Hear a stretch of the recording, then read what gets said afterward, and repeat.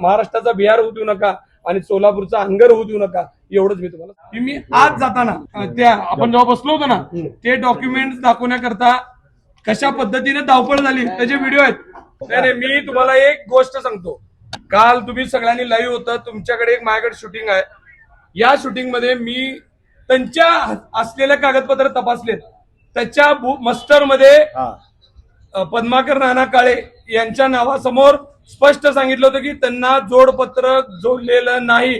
हा पुरावा कालच्या शूटिंग मध्ये लाईव्ह मधला तुमच्या सगळ्यांच्या रेकॉर्डिंग मध्ये आहे. असं असताना आता ते निवडणूक अधिकारी म्हणतात त्यांनी जोडलेलं आहे.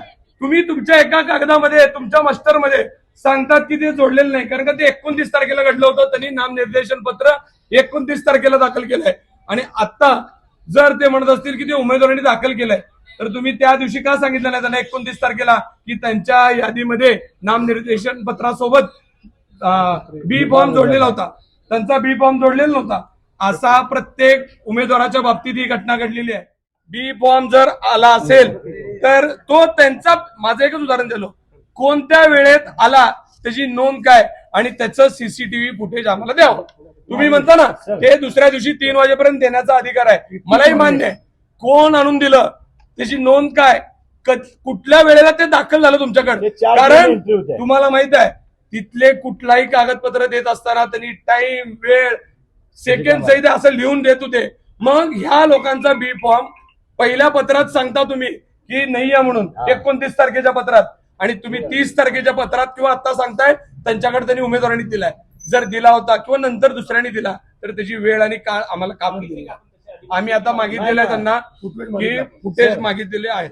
जे काही आंदोलन चालू आहे यामध्ये सर्व पक्षाचे नेते, हो आता हे पक्ष नाही, आम्हा सगळ्यांचंच राजकीय आयुष्य जनतेचं आंदोलन झालंय. सर्वसामान्य माणसाला तर काय करावं लागेल, करणार नाही अशा पद्धतीची परिस्थिती आहे. आम्ही हे लिगल नोटीसची पहिली प्रत दिल्याशिवाय आम्हाला दावा दाखल करता येणार नाही. यासाठी आम्ही पहिलं पत्र त्यांना दिले. या नोटीसीच्या अधिकारानंतर त्याच्यावर आम्हाला दावा दाखल. आतापर्यंत आम्ही जे ऐकतो ते कित्येक अर्ज त्यांनी स्वीकारलेले आहेत.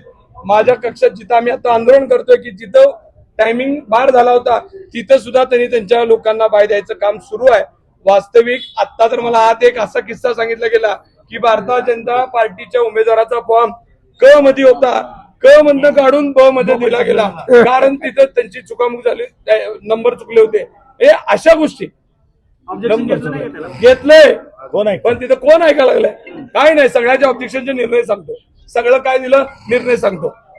काय चाललंय, नाही जिथं जिथं बी फॉर्म तुम्ही सांगू शकत नाही. बी फॉर्मचा जो काय भारतीय जनता पार्टीनं गोळ घातलेला आहे ते जोपर्यंत सांगणार नाही तोपर्यंत इलेक्शन रद्द करा. कारण दरवाजा बंद बाहेरनं झाला पण खिडक्या मागणं ओपन झाल्या ना, त्या खिडकीतून जे काय आणायचं होतं हे आतून दरवाजा बंद झाला. पण अधिकाऱ्यांनी सांगितलंय दरवाजा जरी बंद झाला तर खिडकी मधून कागदपत्र आलेत हे मान्य कबूल दिले तरी सुद्धा आपलं, माझी विनंती आहे आता सरांनी सांगितल्याप्रमाणे, हे जर लोकशाहीचा गळा दाबण्याचं काम चालू आहे, जर वाचायचं असेल तर पत्रकार बांधवांना माझी कळकळीची विनंती आहे की सोलापूरचा महाराष्ट्राचा बिहार होऊ देऊ नका आणि सोलापूरचा अंगर होऊ देऊ नका, एवढंच मी तुम्हाला. हॉटेल सेंटर पॉइंट सोलापूर शहराच्या अगदी मध्यवर्ती ठिकाणी 7 रस्ता येथे वसलेले हॉटेल सेंटर पॉइंट आरामदायी आणि सुरक्षित मुक्कामासाठी उत्तम पर्याय.